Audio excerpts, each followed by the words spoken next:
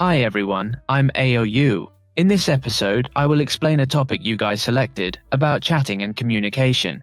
Here I will share a few practical communication tips. After watching the video, as long as you practice, I believe everyone will want to chat with you. First point, don't always ask other people questions. Think about the last time you were interviewed. Usually, an interview is full of pressure, and the interviewer will keep on asking you questions. Constantly asking questions feels like a thorough investigation of your identity and family background. Would you feel comfortable? Many people make this mistake, interrogating their chat partner as if they were criminals, making the person extremely uncomfortable and bored. When you keep throwing questions one after another, it makes the conversation one way, and there's no exchange. You're not expressing any personal information to the other party at all. Only asking for information from the other party gives people the impression that you are controlling, which makes them uncomfortable. One-way chatting prevents connections from forming because there's no exchange in one-way communication. I don't want to be questioned like a criminal all the time. Second point, make statements, don't just ask questions. When you make a statement, you share your own information. Think back to when you were with your best friend. You'll find that most of the conversation between you was statements, not questions. Sometimes it might be a little boring, but mostly it will be statements. Statements not only reinforce your identity, they also keep the conversation flowing. For example, what do you like to eat? That's a question. You cannot establish your identity in their mind because the question itself doesn't convey your own message. Secondly, the answer you might get is, I like to eat burgers and pasta. That ends the topic.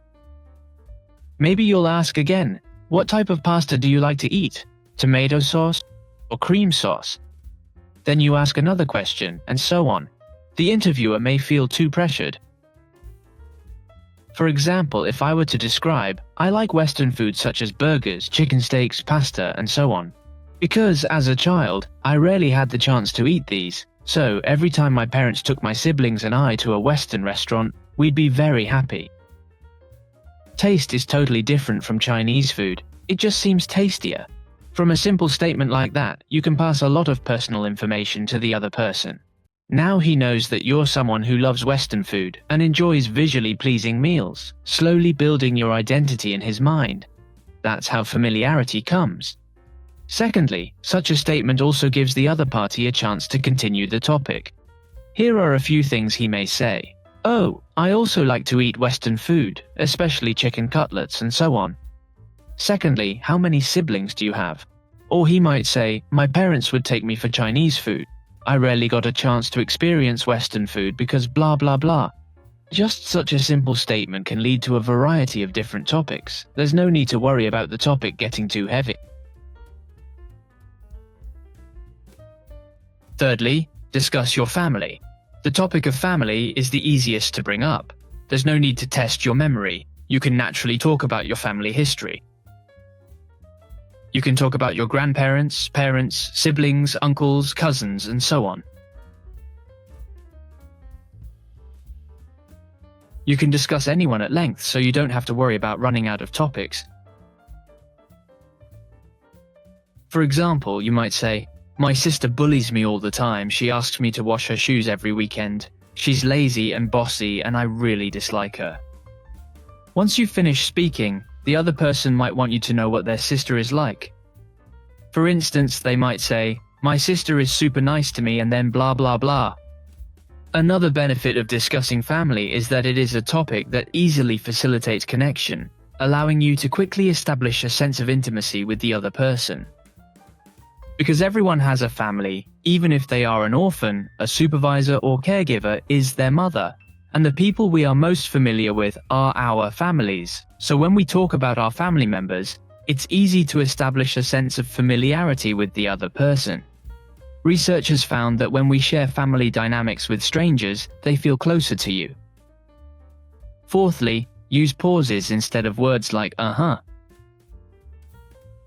In conversation, quality is key. Try to eliminate words like, I think it should be like this. Even if your words have the world's best content, If you have a lot of in your speech, it will make people lose interest in you.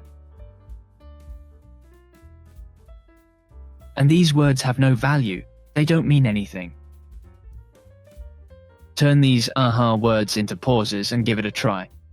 For example, what did you do last weekend? Well, I went to a Mayday concert and went out drinking with my friends. The next day I went out on a date with a girlfriend. I think it was pretty good. Look at this again. What did you do last weekend? Come to think of it, I went to a Mayday concert and then went drinking with friends. The next day, I went on a date with my girlfriend and had a great time. Although it is the same message, the second one sounds more concise and more confident. And the pause will also reinforce the point that the sentence wants to emphasize. Pauses instead of words, making the originally dragging and dull content become stable and confident. Yes, I fell in love with your conversation. This trick is very suitable for friends who have just met. Ninja reading is the assumption that you already know the other person's interests or things. For example, ask the other person, "Hey, what do you like to eat?" You can use ninja reading instead of asking questions. Look at your face and feel that you should like to eat Chinese food more than Western food. Then you will get several reactions. First, if you are wrong, then he will correct you. "I like to eat Western food, especially pasta," and then blah blah blah. Second, you are wrong. Then he will ask you why you say that. "Why do you think I like to eat Chinese food? Do I look like a Chinese food face?" Third, you guessed it right, and then you will quickly get in touch with him. "I do like to eat Chinese food, how do you know? It's amazing." Thought to myself, how this person understands me so well. Ninja reading can allow you to ask questions to the other party indirectly.